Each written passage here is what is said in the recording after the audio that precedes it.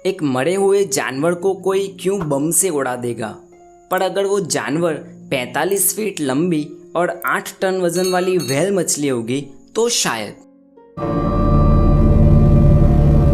कहानी की शुरुआत होती है 9 नवंबर साल 1970 के दिन, जब एक विशाल बड़ी सी मरी हुई व्हेल की डेड बॉडी पानी के साथ अमेरिका के ओरेगन शहर के फ्लोरेंस बीच पर आ टपकी। 45 फीट की उस व्हेल का वजन 8 टन यानी 8000 किलोग्राम था और लंबाई में एक स्कूल बस जितनी लंबी थी।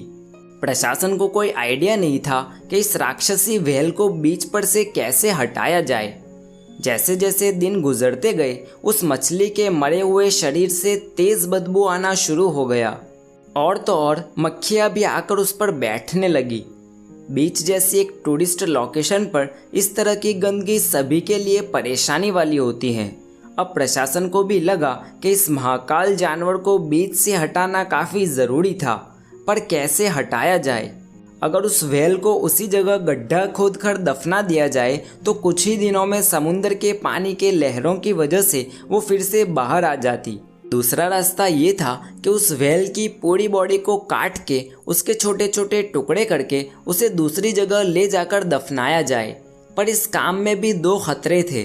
पहला ये कि मरी हुई व्हेल खुद एक बम से कम खतरनाक नहीं होती, वो इसी काटने के दौरान ही फट सकती है, आप वीडियो में देख सकते हैं। दूसरा ये कि इस काम को करने में मेहनत और खर्चा भी काफ़ी ज़्यादा होने वाला था और कितना टाइम लगेगा उसका भी कोई अंदाज़ा नहीं था। जितने ज़्यादा दिन ये व्हेल उस बीच पर रहती उतना ही ज़्यादा आसपास के लोगों में बीमारियां फैलने का खतरा था। ऊपर से दिन ब दिन तेज़ हो रही बदबू वैसे भी लोगों का आसपास रहना मुश्किल कर रही थी और इस सिरदर्द से छुटकारा पाने का जिम्मा बीच अथॉरिटी ने एक 22 साल के इंजीनियर जॉर्ज थॉर्नटन को दिया, जिसने एक ऐसा डिसीजन लिया जो डेंजरस और फनी दोनों एक साथ साबित हुआ। जॉर्ज ने इस व्हेल को बीच पर से हटाने के लिए उस व्हेल को ही बम से उड़ा देने का सुझाव दिया। जॉर्ज का प्लान ये था कि सबसे पहले वो बम धमाके से व्हेल के शरीर के छोटे छोटे टुकड़े कर देगा, जिसमें से ज़्यादातर टुकड़े समुद्र में बह जाएंगे, जबकि बाकी बचे छोटे छोटे टुकड़े आसपास के सीगल जैसे जानवर खा जाएंगे। जॉर्ज का मानना था कि डायनामाइट ने इस दुनिया में बहुत बड़े बड़े प्रॉब्लम सॉल्व किए हैं और उसे पक्का यकीन था कि उसका ये प्लान व्हेल के मामले में भी काम करेगा। जब लोगों को इसके बारे में पता चला तो तय किए गए दिन हजारों लोग इस अनोखी घटना को देखने के लिए फ्लोरेंस बीच पर चले आए और साथ ही हेडलाइंस के भूखे पत्रकार भी। इन्हीं पत्रकारों में से एक थे पॉल लिनमैन, जिसने इस कार्रवाई से पहले ही जॉर्ज का इंटरव्यू लिया था। Well, I'm confident that it'll work. The only thing is we're not sure just exactly how much explosives it'll take to disintegrate this. इस इंटरव्यू में जॉर्ज रिपोर्टर पॉल को बताता है कि मुझे पक्का यकीन है कि जो कुछ मैं करने जा रहा हूँ इससे हमें समस्या से मुक्ति तो मिल जाएगी। मुझे बस ये नहीं पता कि इस काम के लिए हमें कितना एक्सप्लोजिव्स चाहिए होगा। यूएस नेवी और बाकी के एक्सपर्ट्स को कंसल्ट करने के बाद जॉर्ज ने 500 किलोग्राम एक्सप्लोजिव इस्तेमाल करने का प्लान बनाया। सबसे पहले डायनामाइट को इन छोटे छोटे 20 बॉक्स में भर के उस जगह लाया गया और व्हेल के आसपास रख दिया गया। इस अनोखी घटना को देखने कई लोग जमा हो गए थे, उन्हें एक सुरक्षित दूरी पर भेजा गया। इस कार्रवाई के दौरान ही उस बीच के पास वाले हाईवे से एक आदमी अपनी ब्रांड न्यू कार लेकर जा रहा था, जिसे डायनामाइट के बारे में अच्छी खासी समझ थी।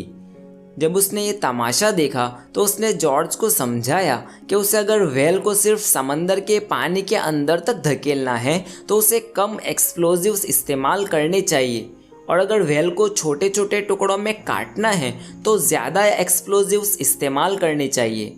पर किसी ने भी उस मुसाफिर की बात नहीं सुनी और सभी लोग अपने अपने काम में लगे रहे।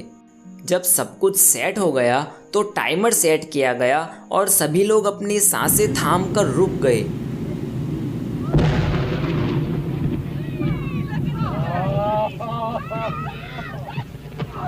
एक बड़ा सा धमाका हुआ और उस व्हेल का दायां हिस्सा हवा में करीब 150 फीट ऊपर तक उछल पड़ा।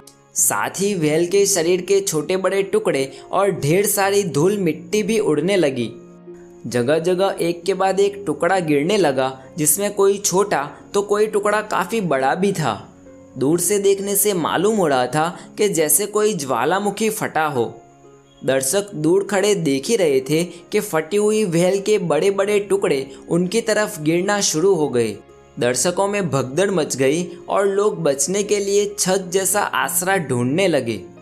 जब इस घटना को कवर कर रहे न्यूज़ क्रू ने देखा कि वो लोग जहां खड़े थे उनकी तरफ भी बड़े बड़े टुकड़े आ रहे थे, तो वो लोग भी भागने लगे।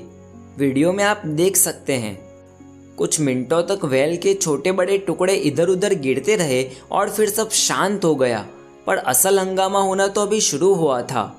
बीच पर से व्हेल को इसलिए हटाया जा रहा था क्योंकि उसमें से तेज़ बदबू आ रही थी, पर धमाके की वजह से व्हेल की बॉडी अंदर से फट गई, जिसकी वजह से बदबू और भी तेज़ हो गई और हर दिशा में फैल गई। फॉर्चुनेटली इस धमाके में किसी की जान तो नहीं गई, पर हाँ, धमाके की जगह से करीब 500 फीट की दूरी पर खड़ी एक ब्रांड न्यू कार पर एक बड़ा सा व्हेल का हिस्सा गिरा, जिसकी वजह से नई कार की हालत कुछ ऐसी हो गई।